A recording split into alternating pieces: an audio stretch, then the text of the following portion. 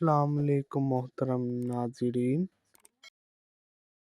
ہم عبداللہ بن مسعود رضی اللہ عنہ کی خدمت میں بیٹھے ہوئے تھے۔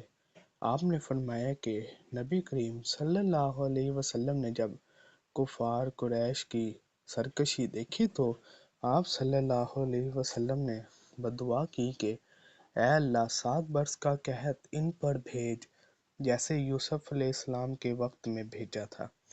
چنانچہ ایسا قحط پڑا کہ ہر چیز تباہ ہو گئی اور لوگوں نے چمڑے اور مردار تک کھا لیے۔ بھوک کی شدت کا یہ عالم تھا کہ آسمان کی طرف نظر اٹھائی جاتی تو دھوئیں کی طرح معلوم ہوتا تھا۔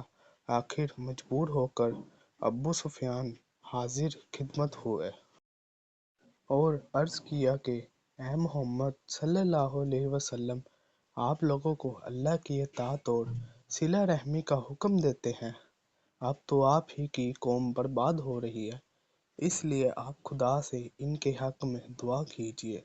اللہ تعالیٰ نے فرمایا کہ اس دن کا انتظار کر جب آسمان صاف دھواں نظر آئے گا، آیت انکم عادون تک، نیز جب ہم سختی سے ان کی گرفت کریں گے۔ کفار کی سخت گرفت بدر کی لڑائی میں ہوئی۔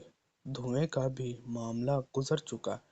جب سخت قحط پڑا تھا جس میں فقر اور قحط کا ذکر ہے، وہ سب ہو چکے۔ اسی طرح سورۃ الروم کی آیت میں جو ذکر ہے وہ بھی ہو چکا۔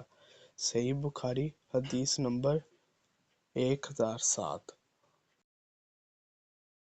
ویڈیو اچھی لگی ہو تو چینل کو سبسکرائب، ویڈیو کو لائک اور شیئر ضرور کیجیے گا۔ ہمیشہ سلامت رہیں۔ جزاک اللہ۔